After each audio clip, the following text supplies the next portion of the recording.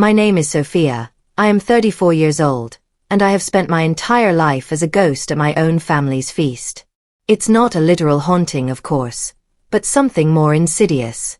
I am the daughter they keep in the attic of their minds, a quiet, inconvenient presence they acknowledge only when social decorum absolutely demands it.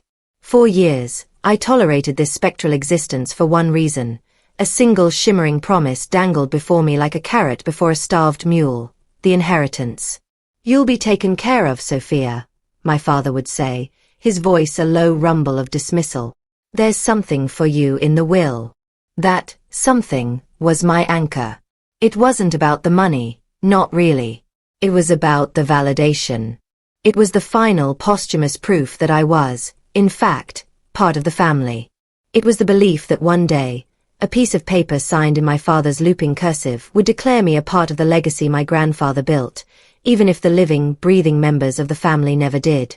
I clung to that hope through every condescending remark from my brother, Michael, every icy smile from my mother, Eleanor, and every saccharine, pitying glance from my Aunt Carol. I swallowed their dismissals, their thinly veiled insults, their casual cruelty, all for the promise of that eventual tangible recognition. The silence started subtly.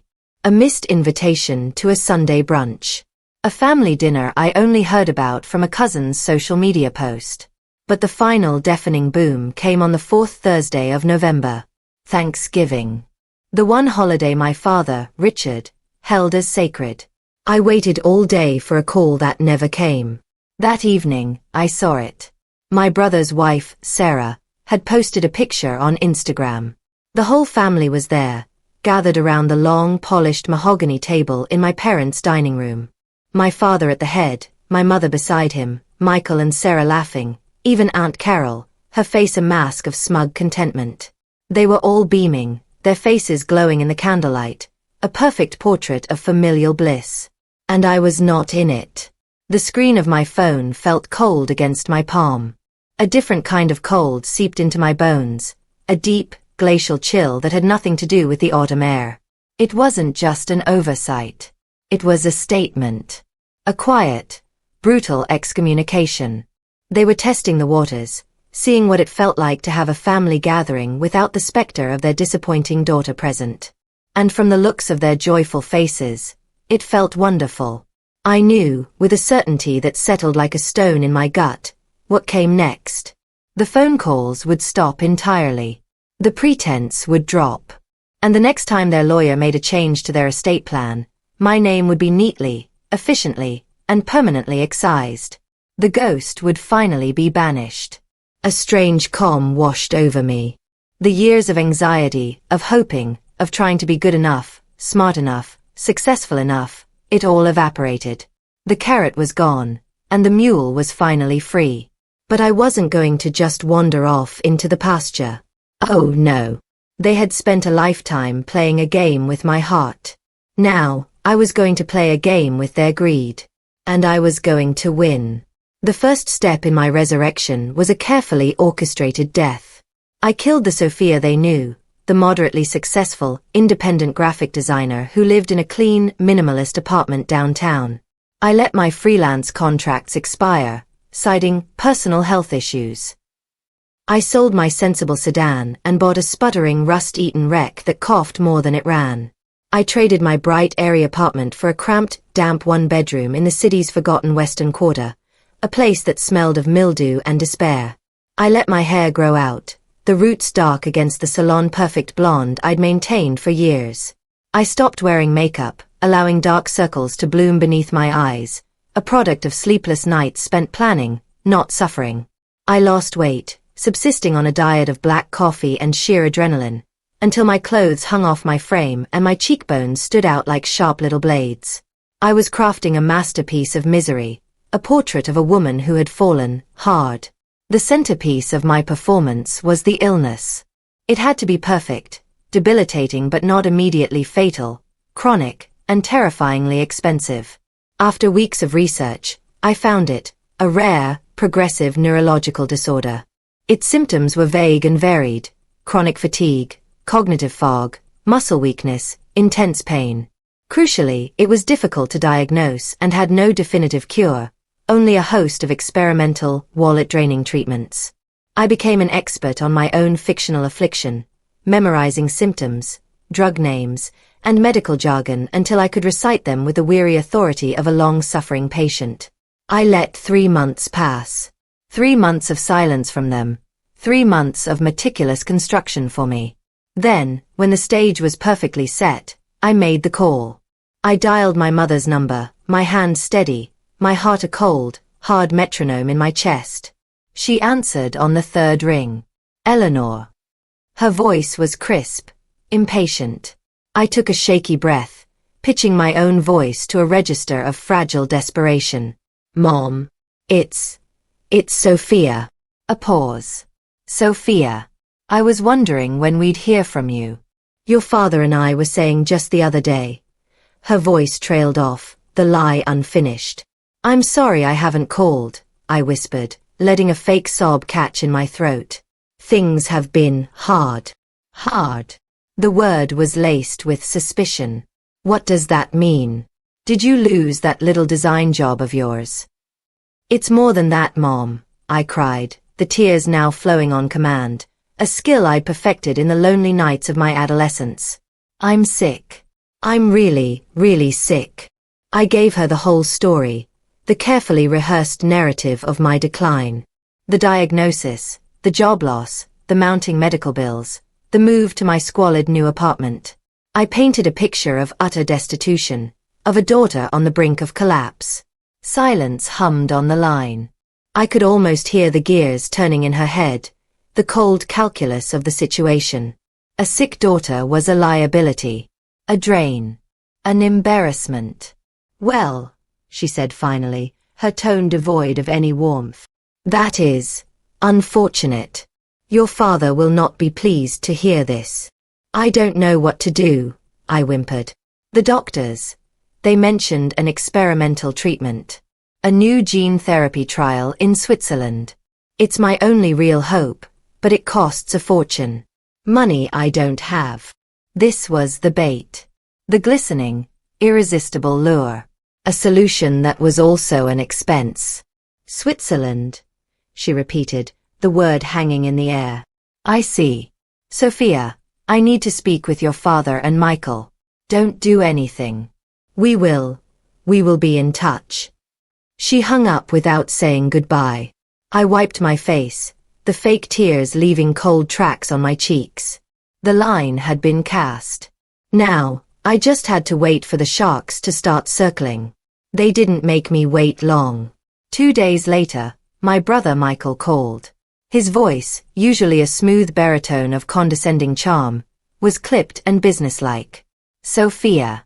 Mom told me about your situation. He made the words sound like an accusation. We're coming over. Tomorrow. 2 o'clock. It wasn't a request. I spent the next 24 hours perfecting the squalor. I left dishes in the sink, let dust bunnies congregate in the corners, and spritzed the air with a fine mist of water to enhance the damp, mildewy smell. I put on my most pathetic outfit, a frayed, oversized sweater and stained sweatpants. When the doorbell rang at precisely 2, I took a deep breath, slumped my shoulders, and shuffled to the door. My father, mother, and brother stood on the landing, their expressions a mixture of disgust and grim purpose. My mother held a silk scarf over her nose. My father's jaw was tight, his eyes sweeping over the peeling paint on my door as if it were a personal affront. Michael just stared at me, his gaze clinical and dismissive. My God, Sophia, Eleanor breathed, stepping inside and immediately recoiling from the state of the apartment. It's even worse than I imagined. It's all I can afford, I mumbled, gesturing vaguely to a wobbly chair. Please, come in. They remained standing, a trinity of wealth and judgment in my hovel of despair. They toured the tiny apartment like prospective buyers at a foreclosure, their expensive shoes avoiding the questionable spots on the carpet. So this is it, Richard said, his voice heavy with disappointment. This is what you have to show for yourself. I'm sick, Dad, I said, my voice trembling with practiced weakness. We want to see your medical records, Michael cut in, all business. The diagnosis, the doctor's recommendations, everything. We need to understand the full financial scope of this problem. It was exactly what I had prepared for. Of course, I said, retrieving a thick folder from a drawer. It's all in here. Michael snatched the folder and began leafing through the documents, all expertly forged by a contact I'd found online. He was a lawyer. He'd look for holes. But the paperwork was flawless, a litany of fictional tests, consultations, and grim prognoses, culminating in the recommendation for the wildly expensive Swiss gene therapy. As he read, my father paced the small room. "This treatment," he said, stopping to look at me. "It's your only option." "The doctors said it's the only thing that could potentially halt the progression," I lied, looking him in the eye, pouring every ounce of desperate hope I could muster into my gaze. "It could give me a chance at a normal life." Eleanor, who had been silently observing, finally spoke. "And the cost is astronomical." $2 million, I said, the number landing in the dead air of the room like a grenade. My father flinched. Michael looked up from the folder, his eyes narrowed. "That's a significant sum," Michael said slowly, a strange light glinting in his eyes. He was no longer looking at his sick sister. He was looking at a balance sheet. A very expensive liability. They left soon after, armed with my fraudulent medical history and the $2 million price tag for my cure. They left me in my squalid apartment, the scent of their expensive colognes lingering in the foul air. The hook was set deep. They were starting to see this not as a family tragedy, but as a financial crisis that needed to be managed. Their version of help arrived a week later in the form of another call from Michael. "Sophia, we've had a family meeting," he announced, foregoing any pleasantries. "We are prepared to help you, but under certain conditions." "Conditions?" I asked meekly. "We'll fund the treatment," he said. "But we can't just hand over $2 million. It's not prudent. We need to manage this process. Dad is setting up a medical trust in your name. The money will be deposited there. But to ensure the funds are used appropriately, we will require you to grant me a limited power of attorney over your financial and medical affairs." There it was. The grab for control. They didn't trust me. They wanted to hold the purse strings, to be the gatekeepers of my salvation. They wanted to ensure that not a single dollar was spent on anything other than the treatment that would either cure me or, perhaps more conveniently, fail and remove the problem for good. The greed was so naked, so rapacious, it was almost beautiful. Power of attorney. I feigned confusion and fear. I don't know, Michael. That sounds so serious. "It's the only way, Sophia," he said, his voice hardening. "It's this, or you're on your own. Do you understand? This is a very generous offer. I suggest you take it." I needed an ally, a third party to make the next step feel legitimate. Can I have our old family lawyer look at the paperwork?" I asked. "Abernathy? Just to make sure I understand everything." There was a slight pause. Abernathy had been my grandfather's lawyer.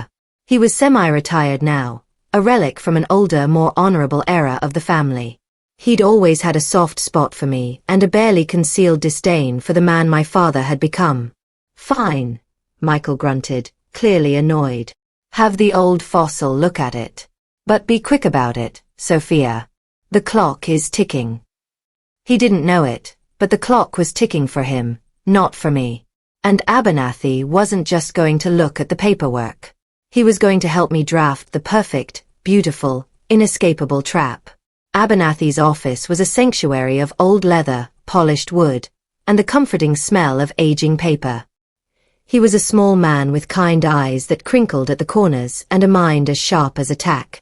I had called him the day after Michael's ultimatum and told him everything. He listened patiently, his fingertips steepled together, and when I was finished, a slow smile spread across his face. "Your grandfather would be proud of you, Sophia," he said, his voice a gravelly whisper. "He always said you had more steel in you than the rest of them combined. He just worried they'd grind it out of you." He chuckled. It seems they've only sharpened it. Together, we reviewed the documents Michael's lawyers had sent over. They were as controlling as I'd expected, giving Michael broad powers to manage the trust and make medical decisions on my behalf. "This is a predator's contract," Abernathy said, pushing his glasses up his nose. "They want to control every aspect of your life and your death. Well, we'll let them." Over the next 2 days, we worked on the counter-proposal. We drafted an addendum to the power of attorney agreement. It seemed innocuous, full of dense legalese that we knew Michael, in his arrogance, would skim at best. The addendum stipulated that while he could manage the trust, any and all funds deposited into it were considered an irrevocable gift for my medical and personal welfare. It also contained a crucial clause we buried deep in the text.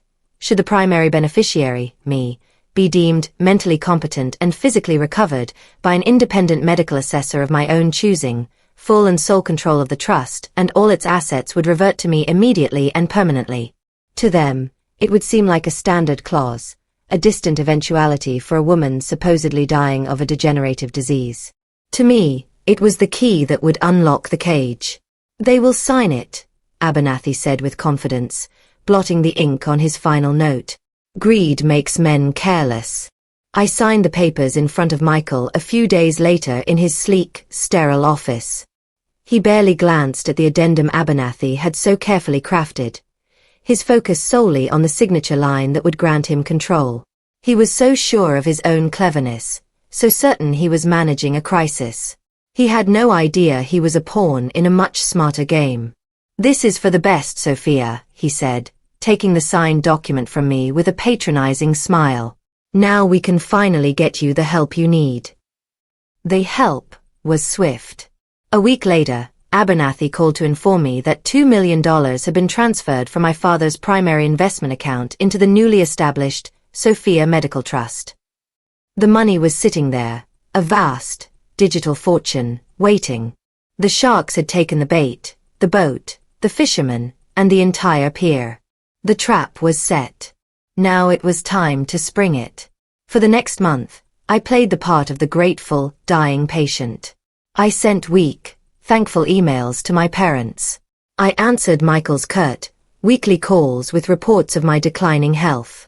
I told them I was preparing for my trip to the clinic in Switzerland, a place that existed only in a glossy, fake brochure I'd had a friend design. They were relieved. The problem was being handled. It was out of sight, out of mind, a neat $2 million write-off to secure a much larger fortune. They were already mentally spending the rest of their inheritance, the portion they had so cleverly protected from their dying, destitute daughter. Then, on a crisp Tuesday morning, I began my miraculous recovery. The final act did not begin with a dramatic confrontation. It began with an envelope. A thick, cream-colored envelope, delivered by courier to my parents' home, with a copy sent to Michael's law firm. Inside was a letter from the desk of Abernathy and a single, stunning photograph. The photograph was of me. I was standing on the balcony of my old apartment, which I had secretly leased back.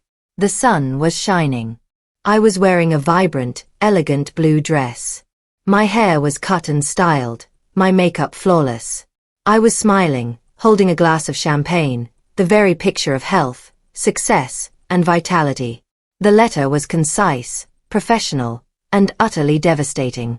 It informed them that, as per our legally binding agreement, I had undergone an independent medical assessment and had been found to be in perfect health, fully recovered from my previous condition. Therefore, as stipulated in the addendum they had so readily signed, I was exercising my right to assume full, sole, and immediate control of the Sophia Medical Trust and all its assets. It politely thanked them for their generous and irrevocable gift, and wished them well. I imagined the scene. My father's face, mottled with rage. My mother's gasp, her hand flying to her throat. Michael, in his glass-walled office, reading the words again and again, the color draining from his face as the beautiful simplicity of the trap became terrifyingly clear. They had been played, outmaneuvered, by me. The ghost. The disappointment. The phone call from Michael came within the hour. It wasn't a call. It was a detonation. What the hell did you do? He roared, his voice cracking with fury. I let the silence hang for a moment before replying, my own voice calm and cool as ice. I got better, Michael. Isn't that what you wanted? This is fraud. We'll sue you. We'll ruin you. That's our money. Is it? I asked sweetly. According to this legally binding document, signed by you, it's an irrevocable gift. A gift, Michael, from a loving family to their sick daughter. Or is there another story you'd like to tell a judge? A story about how you wanted to control the finances of your dying sister to ensure she didn't squander the family fortune before you could get your hands on it. I wonder how that would play out in the press. Your father is so concerned with his reputation, isn't he? A strangled sound came from his end of the line.